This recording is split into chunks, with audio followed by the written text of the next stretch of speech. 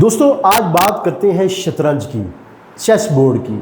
और ये जो चेस बोर्ड है ये बदलता रहता है और पूरी दुनिया में इसकी जो चीज़ें हैं वो सामने आती रहती हैं। अब जो चेस बोर्ड है वो कहाँ पे सजा है? वो एशिया में सजा है। जो जियोपॉलिटिक्स है उसमें जो दुनिया है वो यूनिपोलर नहीं रही, अब मल्टीपोलर बन गई है, क्योंकि अब यहाँ पे ताकत एक नहीं, अब यहाँ पे तीन ताकतें हैं और हर मुल्क देख रहा है कि वो किसकी तरफ जाए। और उसमें जो किरदार है वो सबसे ज़्यादा एशिया का अहम है। क्यों? क्योंकि यहाँ पे पाकिस्तान है, यहाँ पे इंडिया है, यहाँ पे बांग्लादेश है, यहाँ पे चाइना है। और अभी जो डेवलपिंग स्टोरी है वो ये है कि जो ट्राइलेटरल डिस्कशन हुई है पाकिस्तान, बांग्लादेश और चाइना की, उससे इंडिया को बहुत ज़्यादा तकलीफ़ है और होनी भी चाहिए। अब यहाँ पे जो है वो थोड़ा सा समझ लीजिए कि पाकिस्तान और बांग्लादेश की जो तारीख़ है वो बहुत तल्ख़ है, उसमें कई अच्छी यादें भी हैं और कई जो है तल्ख़ बातें भी मौजूद है। जो बांग्लादेश है वो बुनियादी तौर पे मशरक़ी पाकिस्तान था और जो मौजूदा पाकिस्तान है ये मगरबी पाकिस्तान था। लेकिन 1971 में कुछ जो गलतियां हैं जो यहाँ के लोगों से हुई, जो यहाँ की इस्टेब्लिशमेंट से हुई, और उसमें इंडिया ने अपना जो है वो काम दिखाया, तो दोनों मुल्क अलग अलग हो गए। 2005 में इसके लिए जो है वो डिस्कशन आगे बढ़ी, लेकिन जो आखिरी मुलाकात है वो 2008 में हुई शेख हसीना वाजिद के होते हुए, लेकिन जो सिलसिला है वो आगे ना बढ़ सका। लेकिन अब जो चाइना है उसकी वजह से ये जो चीज़ें हैं वो आगे बढ़ी हैं और जो लास्ट ईयर वहाँ पे जो है वो चीज़ें हुई हैं और हसीना वाजिद की जो पार्टी है उसको निकाल फेंका वहाँ के लोगों ने, और वहाँ पे डॉक्टर मोहम्मद यूनुस जो है वो इंटरिम गवर्नमेंट में आए। तो वहाँ पे अब ये फैसला हुआ कि पाकिस्तान के साथ जो है वो हमें नॉन जो पॉलिटिकल इश्यूज़ हैं उनके ऊपर बात करनी चाहिए और आपस में जो इत्तेफाक और इत्तेहाद है उसको बढ़ाना चाहिए, क्योंकि हमारी एक शेयर्ड हिस्ट्री है और ये हिस्ट्री आम हिस्ट्री नहीं है। जो बर्रे सगीर का सब कॉन्टिनेंट का दो हिस्सों में तकसीम होना है, उसमें जो तहरीक सबसे पहले उठ रही है वो ढाका में उठ रही है, वो मौजूदा बांग्लादेश में उठ रही है जो ईस्ट पाकिस्तान था, और बाद में अपने लोगों की नादानियों और जो दुश्मन है उसकी साजिशों की वजह से हम अलग अलग हो गए। अब ये जो मामला है ये आगे बढ़ रहा है और इसमें खुसूसी तौर पे जो ये जो मल्टीपोलर वर्ल्ड है इसमें जो चीज़ें हैं वो इकट्ठे होने जा रही हैं। और तो ईस्ट एंड जो वेस्ट पाकिस्तान है वो दोबारा से उस तरह से इकट्ठे तो नहीं हो रहे, लेकिन दिल हमारा एक साथ ही धड़कता है। जो मिलिट्री इस्टेब्लिशमेंट की गलतियाँ हैं वो अपनी जगह है, लेकिन जो बांग्लादेश के अवाम हैं वो पाकिस्तान को पसंद करते हैं और जो पाकिस्तान के अवाम हैं वो बांग्लादेश को पसंद करते हैं। और ये हम आहंगी, ये रंगारंगी कई जगहों पे हमें नज़र आती है, भले वो क्रिकेट का मैच हो, भले वो इंटरनेशनल फोरम हो या इंडिया के मामलात हो, उसमें जो स्ट्रेटजी चीज़ें हो रही होती हैं उसमें मुसलसल जो दोनों ब्रदरहुड है वो सामने आ रही होती है। अब हसीना वाजिद का एक हवा था जो एक मुद्दत से गुब्बारा बना हुआ था, वो गुब्बारा फट गया है और उसकी वजह से जो इंडिया है वो बहुत परेशान है। और ख़ास तौर पे जो इंडिया के दिफाई तज्जियाकार हैं उनको तो कुछ जो है वो पूछिए ही मत। अब यहाँ पे मैं एक शॉट चलाने लगा हूँ तो अकब में शॉट देखिएगा, याद है ना वो एक मेजर जो मुसलसल पाकिस्तान के ख़िलाफ़ जो है ना वो हर्जा सराई करते रहते हैं और पाकिस्तान की आवाम को 25 करोड़ आवाम को वो दहशतगर्द करार देते हैं। तो ज़रा उनका ये एक क्लिप सुनिए और सोचिए कि क्या मामला हो रहा है। यहाँ पे अगर चाइना को बेस मिल जाता है एग्जैक्टली एट दिस लोकेशन, अगर चाइना को बेस मिल जाता है और चाइना कहता है कि यहाँ पे हम एक या दो स्क्वाड्रन हम लोग J20 की लगा रहे हैं, अगर कह देता है, मैं कह रहा हूं बांग्लादेश में कहीं भी यार, वाई हियर, हम यहां की बात क्यों ही कर रहे हैं? हम कह रहे हैं अभी तो इसकी बात हुई है ना, ये देखिए लाल मोनिरहाट की, अभी तो इसकी बात हुई है। मैं कह रहा हूं बांग्लादेश में कहीं भी, आप जानते हैं पूरा इलाका कितना थ्रेटन हो जाएगा, पूरा इलाका कितना थ्रेटन हो जाएगा हमारा। जी, तो जो चाइना है इस वक्त सबसे बड़ी पावर है और one belt one road initiative के तहत वो मुख्तलिफ मुल्कों में पैसा खर्च कर रहे हैं और बांग्लादेश में भी उन्होंने खर्चा है और ट्राइलेटरल जो डिस्कशन है वो उनकी वजह से हमारी आगे बढ़ी है। और हमने ये फैसला किया है कि माजी की तलखियों को भूल कर आगे बढ़ा जाए और अगर तलखियाँ याद भी रखनी है तो उनको और तरह से रखना है ताकि हम जो है वो जदीद खतूत पर आगे बढ़ सकें। तो एक मरतबा डॉक्टर अल्लामा इकबाल के साहबजादे डॉक्टर जावेद इकबाल की किताब में पढ़ रहा था तो उसमें उन्होंने कहा था कि जो इंडिया ने तकसीम की है 2005 में ये वाक़या पेश पेश आया था जब वो गए थे, तो उन्होंने कहा था कि जो तकसीम हुई है, बांग्लादेश अलग हो गया है, लेकिन अब इंडिया को जो है वो एक पाकिस्तान का सामना नहीं, दो पाकिस्तान का सामना है, और जो दूसरा पाकिस्तान है वो बांग्लादेश है। और अमसाल, जी हाँ, 2025 में जो 14 अगस्त हमने मनाया है, बांग्लादेश में सबसे ज़्यादा जो पाकिस्तानी परचम है उनकी ख़रीदारी हुई है। तो इस चीज़ को मत बोलिए। अब जो इंडिया है वो इस चीज़ से जो है ना वो खासा तकलीफ़ में है। क्यों? क्योंकि जो हमारे मामलात हैं वो ट्राईलेटरल हैं और बाईलेटरल भी हैं, और ये ट्रेड की सतह पे भी है। बराह रास्त जो है वो फ़्लाइट्स का भी जो है ना वो आगाज़ हो रहा है।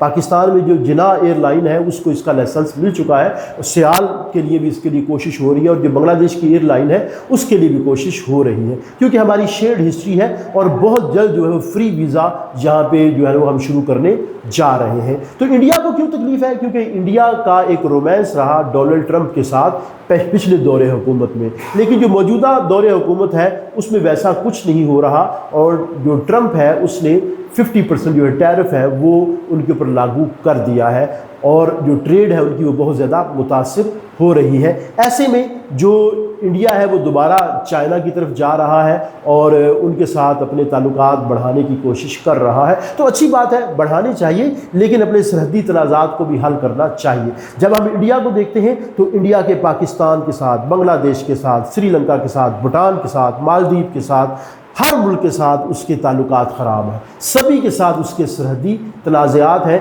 और वो मुसलसल उसके लिए बढ़ रहे हैं। और इसी सिलसिले में हमारा अभी जो उनके साथ तनाज़ा आगे बढ़ा और ऑपरेशन सिंदूर जो है वो हुआ, उन्होंने जो है वो शुरू किया और हमारी तरफ से बयान मरसूम हुआ और उनको मुंह की खानी पड़ी, उनके राफेल गिरे, जिसको वो मानने से इनकारी है। इससे क्या होता है, जो गिरे हैं वो तो गिरे हैं। और फिर मसला उनके लिए क्या है, क्योंकि जो चाइना है वो जो है वो वहाँ पे अड्डा बना लेगा, जिसके लिए मैंने मेजर साहब की एक वीडियो भी लगाई है, वो भी देखिएगा। फिर पाकिस्तान के जो मिलिट्री लेवल पे बहुत ज़्यादा मामलात हैं वो अच्छे होने जा रहे हैं। इनफैक्ट जो बांग्लादेश की नेवी है उसने पाकिस्तान के कोस्टल जो एरियाज़ हैं वहाँ पे आके मशक़ें की हैं, और इस चीज़ का भी इम्कान है कि आने वाले वक्त में जो पाकिस्तान है वो JF-17 थंडर उनको सेल करे। और भी कई जो मामलात हैं उन पे जो है ना वो बराह रास्त राब्ते हो रहे हैं। और ये इसहाक डार साहब है वो इस वक्त बांग्लादेश में मौजूद है और डायरेक्ट ट्रेड एक्सचेंज की बात हो रही है। मिलिट्री सतह पे बराह रास्त जो राब्ते हैं वो हो रहे हैं। नॉन पॉलिटिकल इश्यूज़ को जो है सॉल्व करने की बात की गई है।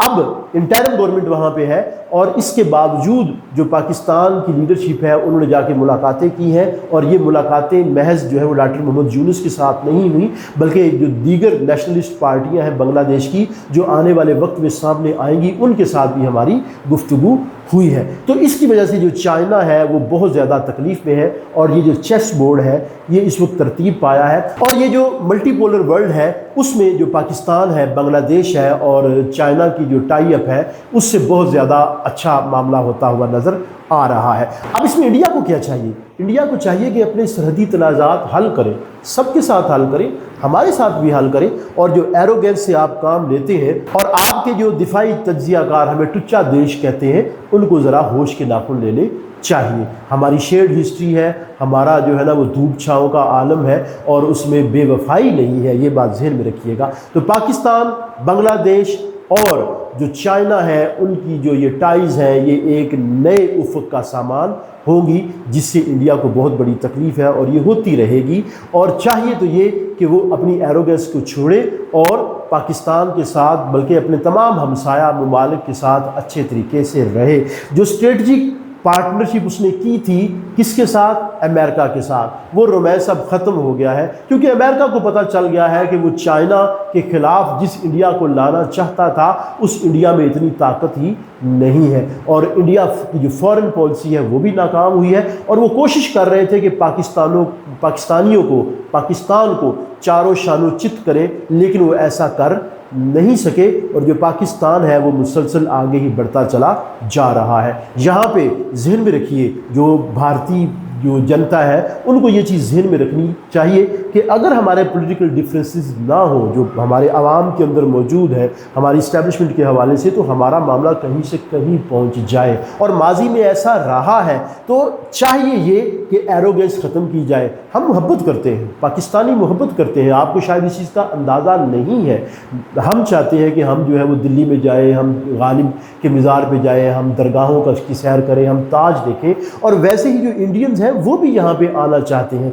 लेकिन जो वहाँ की पॉलिटिकल एलीट है वो नहीं चाहती कि पाकिस्तान और इंडिया के मामला जो है वो अमन और चैन से हो। तो याद रखिए कि जब आप लोग जो है वो एरोगेंस दिखाते हैं या पाकिस्तान पर आक्रमण की कोशिश करते हैं तो फिर जो हमारी मोहब्बत है वो नफ़रत में बदलती है, और वो जो जज्बा है, वो जो एड्रेनालिन है, वो 4 गुना से भी ज़्यादा बड़ी मिकदार में आता है। और आपने अभी देख लिया, इसका नज़ारा 2025 में देख लिया, तो आने वाले वक्त में भी आप देखेंगे। तो अब इंडिया को चाहिए, भारत को ये चाहिए, भारत के वासियों को ये चाहिए कि वो होश के नाखून लें और जो है वो जंगूइज़्म को ख़त्म करें और सीधी तरह जो तरक्की है उसकी तरफ जाएं, और जो सरहदी तनाज़ात हैं उनको हल करने की कोशिश करें। वरना फिर जो जिस देश को आप टुच्चा देश कहते हैं वो तो फिर आपको आंखें दिखाएगा, और ख़ाली आंखें नहीं दिखाएगा, आगे जो चीज़ें हैं वो बदलते हुए आपको नज़र आएंगी। तो ये था आज का हमारा मुख्तसर जो है वो मंजरनामा चेस बोर्ड का जो हमने आपके सामने पेश किया। अगर आपको अच्छा लगे तो लाइक, सब्सक्राइब और शेयर कीजिए, और अपने मशवरे ज़रूर दीजिए, और कमेंट सेक्शन में अपनी राय से ज़रूर आगाह कीजिए। खुसूसी तौर पे जो इंडियंस दोस्त हैं उनको ये गुजारिश है कि वो ज़रूर अपनी राय का इजहार करें। फिर दोबारा किसी नए मौजू पर आपके साथ गुफ्तगू होगी, तब तक के लिए अल्लाह हाफिज़, अस्सलाम वालेकुम।